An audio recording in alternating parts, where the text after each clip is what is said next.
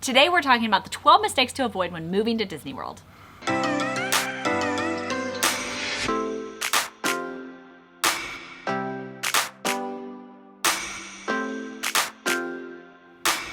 Hey everyone, welcome back to the channel. Dan and Leslie here. If you're new, we are a travel-loving family of four that is dropping everything to move back to the magic. We're moving to Disney World and Orlando later on this year to be closer to the magic, but also to focus on our new travel agency that specializes in Disney.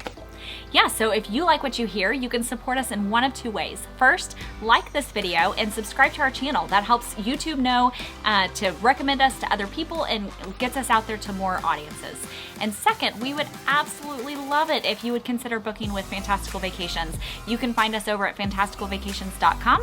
There is a nice little quote request form over there. We specialize in Disney, Universal, cruise lines, and all-inclusive resorts. And best of all, it is always free to you to use us and have that expert in your corner. Absolutely. So we just got back from Orlando. We just spent, you spent a week there, I spent almost a week there because of some travel woes.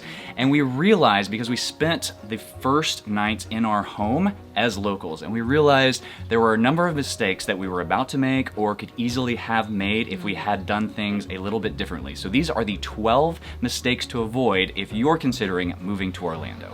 All right, so number one is not choosing the right area. There are tons of places to live in whenever you are looking at moving to Orlando. We generally say we're moving to Orlando. We're not really living in Orlando. We're gonna live in a suburb of Orlando, and there's a million different places that you can live. Yeah, it actually, from where we're going to live, which is really close to Disney World, it's like a 25-minute drive to even get to MCO in Orlando, so It's not super connected.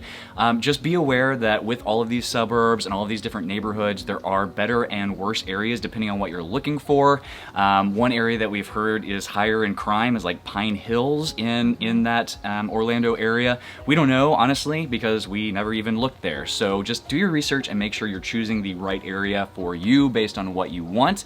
And also consider everything else, like proximity to work, proximity to schools, which school districts that you want, and then proximity to parks if that's your thing. I mean, we're Disney fans, we wanted to be close. So figuring out the right area for you is how to avoid mistake number one. And also, if you have to take I-4 anywhere. That's a big consideration. All right, number two is going at this alone. It is really important to, especially if you're moving from out of state like we are, to have a realtor that knows what they're doing, that can give you a lot of advice on the areas that are right for you, depending on what your wants are. Yeah, so, and you want to start that process early with a realtor, because if you have started already looking into areas, possibly looking with builders, it can kind of cause some issues sometimes if you bring a realtor in later. So make sure that you get that person behind you and as your support, your person in your corner right off the bat. All right, so number three is procrastination. I'm at fault of this a lot. It's one of my wonderful traits. But this area of moving to Orlando and choosing a home, this is not an area where you want to procrastinate. Early is never too early, but it could be too late. When you are looking at, there's so many factors to take into consideration, and it's not a decision that you want to make lightly. So you definitely don't want to procrastinate. A lot of people looked at us like we were crazy when we bought our house, 7 months before we were actually going to live there. Well, we actually made the offer almost a year. It's true. So we started looking well before a year. But it worked out really well. Yeah, absolutely. And I really think that purchasing our house whenever we did, it was the best time for us. Yeah, especially knowing that we had to purchase a home and then not getting too close to moving and getting rushed and having to buy something that we didn't actually want. Number four is thinking that your life in Orlando is going to be like your vacation in Orlando. We're looking at you, Disney fans. We found out real quick this last week that, oh, by the way, you still have to earn an income, you still have to do schoolwork, you still have to grocery shop, all of the things that you have to do in your daily life, wherever it is you're moving from, you still have to do in Orlando. Yes, it is the theme park capital of the world. No, you don't forget all of those responsibilities as soon as you move there, and it was a great wake-up call that, hey, we're in our happy place, but we still have to do all that stuff. Yeah, I'll say this, last week I looked at the prices of meals and such a little bit differently than I usually do whenever I'm on vacation. Yeah. So that rolls us right into number 5, which is that you still have a budget. So you still have to consider all of the financial pieces. There are so many restaurants that we want to try in the Orlando area, at the parks that we just haven't gotten to yet. There are activities in Florida that we want to do, but we still have to stick to our budget. So we're looking at ways that we can participate in these activities and try these different restaurants, but maybe instead of all of us getting sodas and adult beverages and a meal to ourselves and all of that, maybe we drink water and share some meals. Number 7 is thinking that the magic is never going to fade. And while none of us want the magic to fade, it will definitely be different, and we got a good dose of this last week while we were down there. We did visit the parks, and they were lovely and wonderful, but it is definitely different going to parks as locals than it is going when you're on vacation.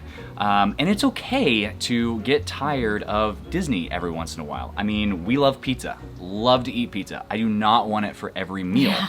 And that's okay, that's healthy. So if you're down there and you don't want to spend every waking moment in Disney World or Universal or whatever it is that's bringing you to the Orlando area, that's totally fine. And I'll say I kind of loved it this last week. Like, it was kind of nice. It was almost like the pressure was off.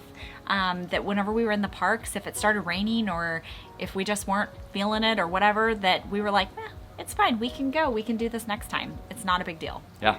Number 7 is underestimating the weather. So we got a healthy dose of this last week because I think every single one of our flights we had issues because of weather delays. So Dan actually got delayed by 3 days getting home, getting back to Oklahoma because of the weather issues. And when trying to reschedule, he would get rescheduled on the earliest flight, which would be the next night, and then that one would get rescheduled because of weather again. And so just don't underestimate that weather.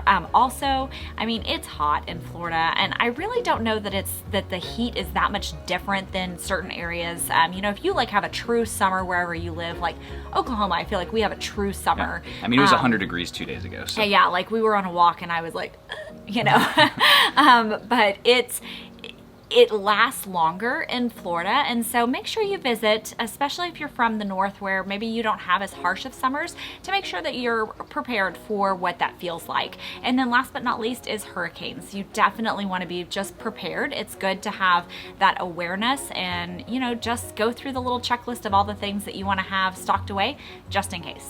Yeah, hurricane season starts June 1st and goes until November, so it's like half a year. It's important to understand that going in and getting those essentials up front, because you're not going to have time. Well, you may have time to do it, but you're not going to have all of the availability of everything when a hurricane is actually on its way there.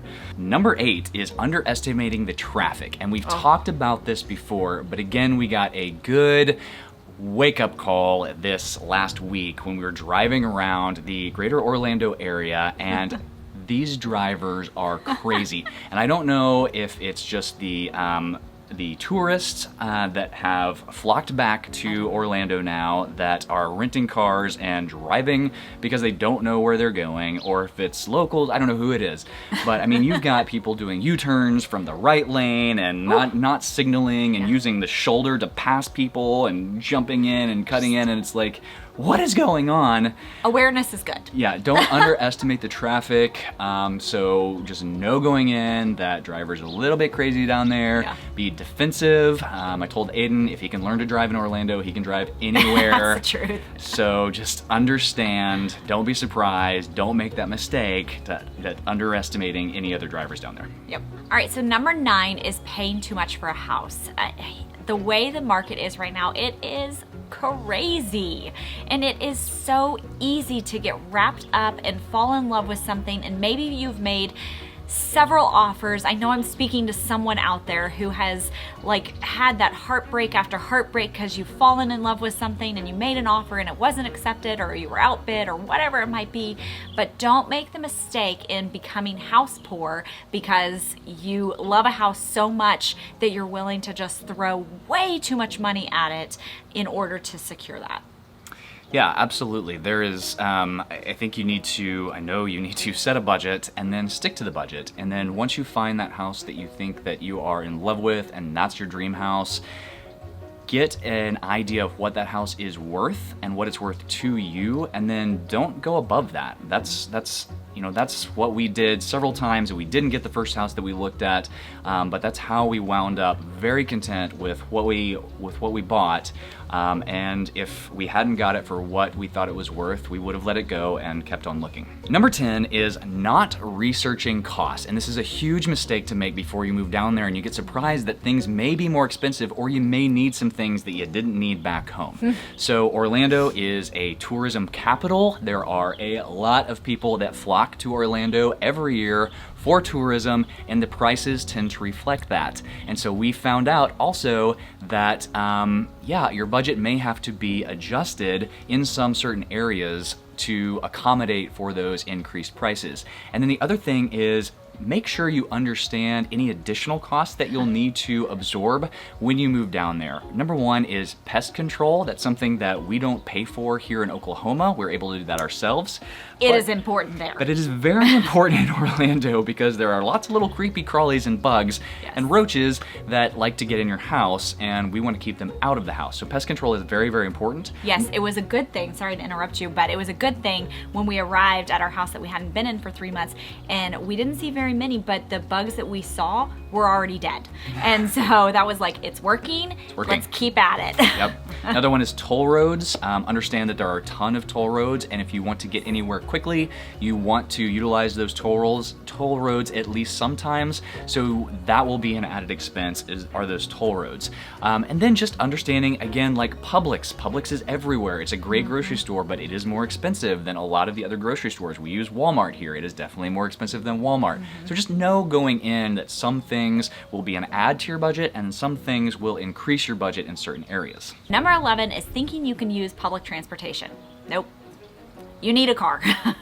So I'm not sure where you're coming from, and wherever you are, you may think, hey, I live in a big city right now and I can easily jump on the bus, or I can jump on the subway, or whatever it might be. I can call a taxi service and it's not bad, or I can hail a taxi. Orlando, it's different. Like maybe if you're living in like the immediate downtown area, then you might be able to get by with a little bit more of using public transportation. But if you are interested in living in any of the suburbs and then going to all of the, parks and the things that are around, you're gonna need a car. So we have chosen that we're gonna only have one car whenever we live down there so that we can kind of budget that a little bit better. So we'll just have to adjust our expectations on time, but yeah, that's one way of handling it, but we definitely wouldn't be able to do it without a car. And finally, the 12th mistake that you don't want to make when you're moving to Orlando is not visiting the area you want to move to before offering a price on a house. So we actually did go to the area that we thought we wanted to move to, and we drove around it and we settled on it. And then that didn't work out. So we actually had not visited the area where we bought our house, and it could have ended so much worse. We really lucked out. This was a mistake that we actually made that didn't end up horribly for us, but we could have easily not liked our neighbors, not liked the neighborhood, etc. It's very easy to, when you're on vacation, fly into MCO, get transported by that wonderful magical express to Disney property, and not really see all of the areas, all the goods and bads of areas around Orlando or around Disney World, and just think that they're all great. Well, they're not all great, and they all don't conform to whatever it is you're looking for. So just make sure you visit the areas that you think you want to move to, just to make sure that it is a good fit for you. Yeah, and if for some reason that you can't visit those areas, so say you just can't make it into town to drive around and look at those places, or you have to make a decision too quickly, or like us, you looked at an area but then you ended up buying in a different area, I think there's two really important things that you can do, and one is to watch a lot of YouTube videos. There are drive-thrus for like almost everywhere down in Orlando. And so you can look up videos of drive-through areas.